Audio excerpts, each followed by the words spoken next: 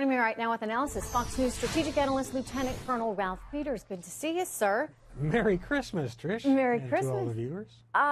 Is this like a game of chicken? I mean, they're saying, we don't want you to do this, but we're saying, you know, we have the money here, and if you want to continue to be supported by us, you're going to let us do what we want. Well, let me preface it by saying I think Nikki Haley may end up as our first female president.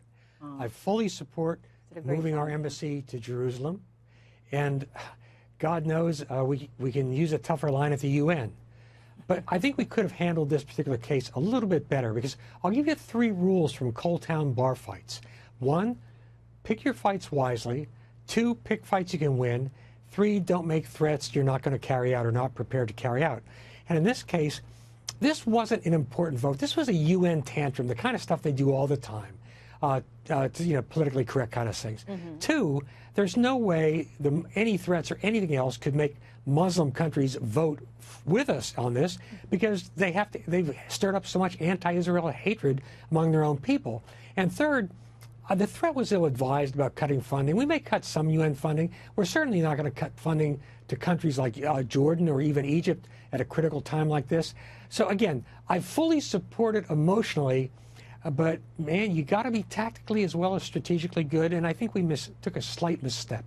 But my heart's behind us. Your heart's behind it because, you know, look, the UN, you've certainly many times expressed your frustration with the UN. Sure. You want the UN to be able to do more, and it's not right that we wind up footing the bill to basically be the world's policeman. That said, we've, you know, previously taken on that role to a certain extent and done that with much success. We vacated the position in the last 8 years, and now we're having this opportunity to come back. But I imagine it's going to be fraught with a lot of these tensions, because when you leave your post and now you come back and you want things your way, it's not going to go so well or so easily. Well, you're absolutely right, and the Obama years proved the limits of the UN. But we also have to, you know, keep this in perspective. I have no end of complaints about the UN, but it is useful to the United States. We got sanctions on North Korea, sanctions on the Iran missile program.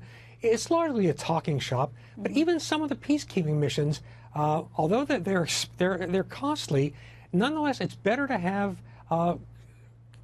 troops from Togo or Pakistan doing the work to free up our troops to do more important things. So the UN is very deeply flawed, but we're better with it than without it. So my bottom line on this is, get back to the fundamentals. Yes, Jerusalem's the capital of Israel. Get over it, world. Yes. 2, thank you very much. You know, by the way, yeah. I just, on a personal note, I saw that, Colonel Peters, that news cross, and I just went, good. Thank you. I mean, it's something that, you know, to me is one of those obvious things. And why are we getting pushed around by the whole world when Israel is our ally?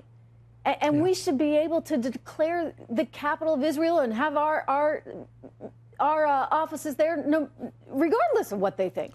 Yeah, I mean, I think really in diplomacy, international relations, a very good rule is to talk less and do more. Just put the embassy in Jerusalem. The world will have to live with it. And I also think the Israeli ambassador was right that there's actually a far more sympathy with Israel that can be publicly stated, again, because the Arab states have conditioned their people so much to hate Israel and blame Israel that if they suddenly said, well, or if they even admitted the back channel alliances they have with Israel these days, their populations would be out in the street trying to overthrow the government. So they painted themselves in the corner. So again, let's pick fights that matter, pick fights that we can win, and sometimes we just have to say, okay, throw your tantrum, kids. We'll move on. Colonel Peters, good to see you. Thank you. The Council is now ready to proceed to the vote on the draft resolution before it. I shall put the draft resolution to the vote now. Will those in favour of the draft resolution contained in document S/2017/1060 please raise their hand?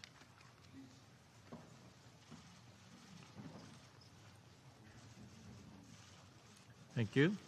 Will those against? Thank you. No abstentions. The result of the voting is as follows: 14 votes in favour, 1 vote against. The draft resolution has not been adopted owing to the negative vote of a permanent member of the Council.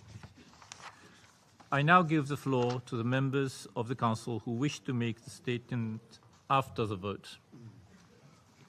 I give the floor to the representative of the United States. Thank you, Mr. President. I have been the proud representative of the United States at the United Nations for nearly a year now. This is the first time I have exercised the American right to veto a resolution in the Security Council. The exercise of the veto is not something the United States does often. We have not done it in more than 6 years. We do it with no joy, but we do it with no reluctance.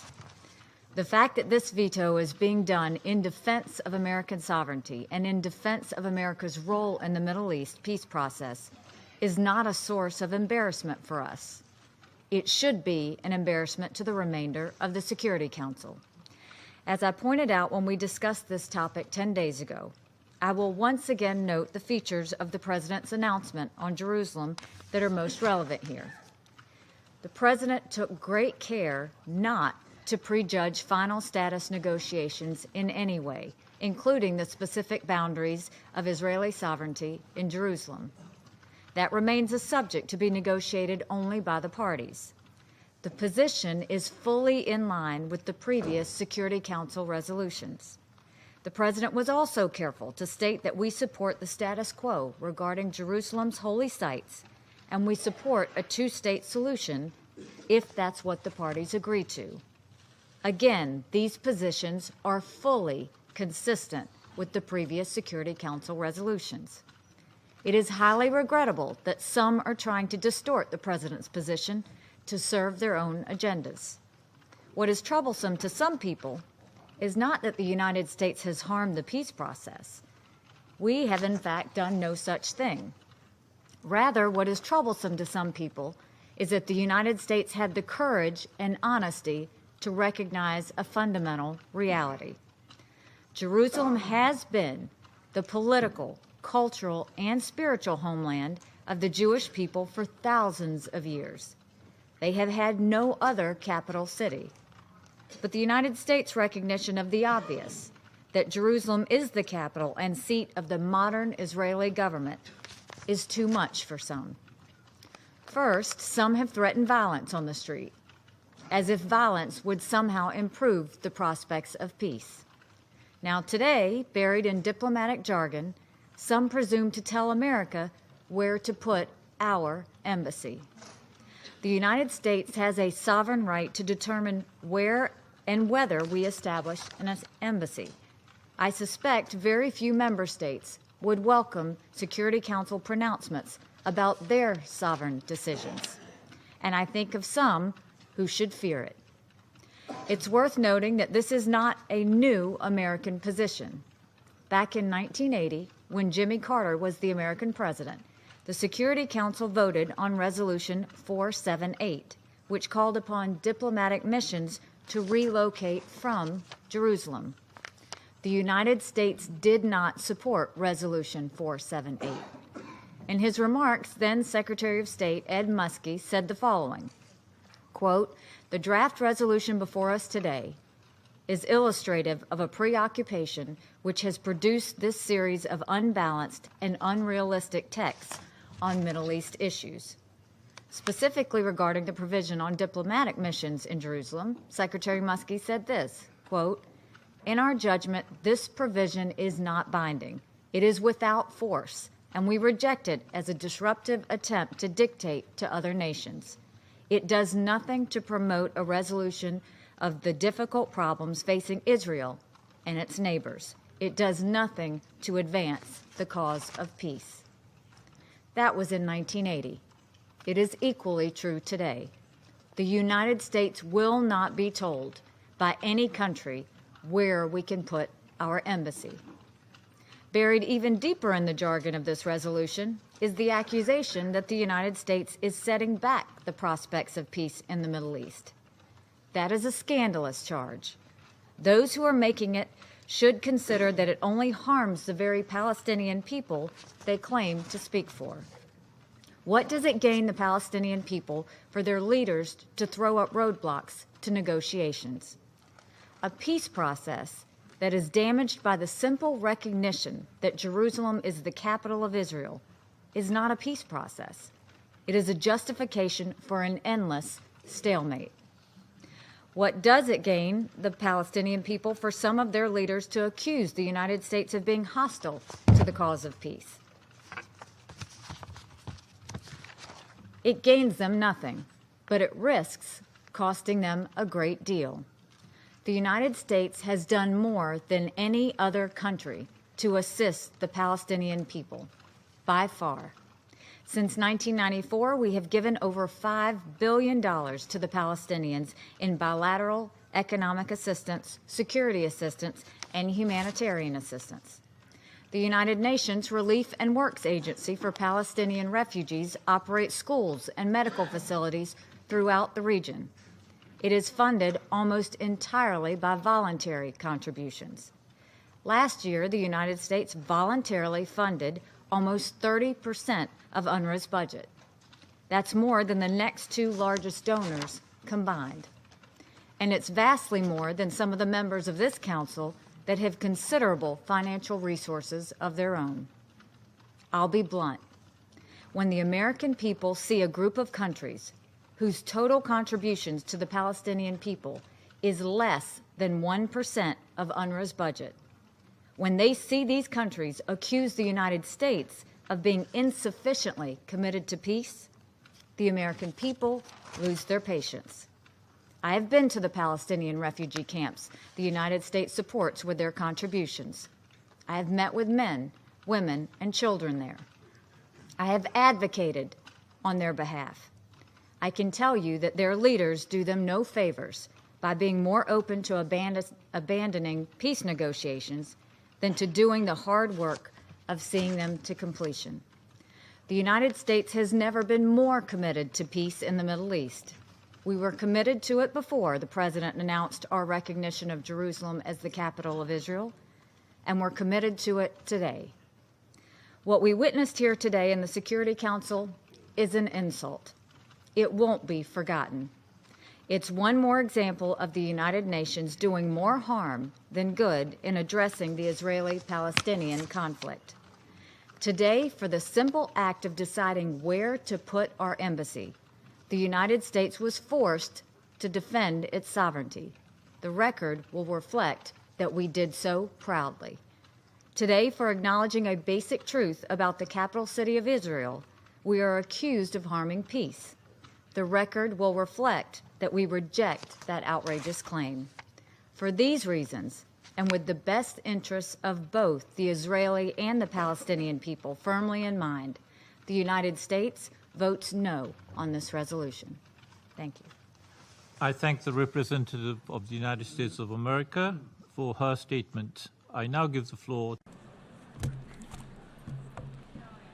Thank you, Mr. President. To its shame, the United Nations has long been a hostile place for the state of Israel. Both the current and the previous Secretary Generals have objected to the UN's disproportionate focus on Israel. It's a wrong that undermines the credibility of this institution, and that in turn is harmful for the entire world. I've often wondered why, in the face of such hostility, Israel has chosen to remain a member of this body. And then I remember that Israel has chosen to remain in this institution because it's important to stand up for yourself. Israel must stand up for its own survival as a nation, but it also stands up for the ideals of freedom and human dignity that the United Nations is supposed to be about. Standing here today, being forced to defend sovereignty and the integrity of my country, the United States of America, many of the same thoughts have come to mind. The United States is by far the single largest contributor to the United Nations and its agencies. We do this in part in order to advance our values and our interests. When that happens, our participation in the UN produces great good for the world. Together, we feed, clothe, and educate desperate people. We nurture and sustain fragile peace in conflict areas throughout the world. And we hold outlaw regimes accountable. We do this because it represents who we are. It is our American way. But we'll be honest with you. When we make generous contributions to the UN, we also have a legitimate expectation that our goodwill is recognized and respected. When a nation is singled out for attack in this organization, that nation is disrespected. What's more, that nation is asked to pay for the privilege of being disrespected. In the case of the United States, we are asked to pay more than anyone else for that dubious privilege. Unlike in some UN member countries, the United States government is answerable to its people. As such, we have an obligation to acknowledge when our political and financial capital is being poorly spent. We have an obligation to demand more for our investment. And if our investment fails, we have an obligation to spend our resources in more productive ways. Those are the thoughts that come to mind when we consider the resolution before us today. The arguments about the President's decision to move the American embassy to Jerusalem have already been made. They are by now well known. The decision was in accordance to U.S. law dating back to 1995, and its position has been repeatedly endorsed by the American people ever since. The decision does not prejudge any final status issues, including Jerusalem's boundaries. The decision does not preclude a two-state solution if the parties agree to that. The decision does nothing to harm peace efforts. Rather, the President's decision reflects the will of the American people and our right as a nation to choose the location of our embassy. There is no need to describe it further. Instead, there is a larger point to make. The United States will remember this day in which it was singled out for attack in the General Assembly for the very act of exercising our right as a sovereign nation. We will remember it when we are called upon to once again make the world's largest contribution to the United Nations. And we will remember it when so many countries come calling on us, as they so often do, to pay even more and to use our influence for their benefit. America will put our embassy in Jerusalem. That is what the American people want us to do, and it is the right thing to do. No vote in the United Nations will make any difference on that. But this vote will make a difference on how Americans look at the UN and on how we look at countries who disrespect us in the UN. And this vote will be remembered. Thank you.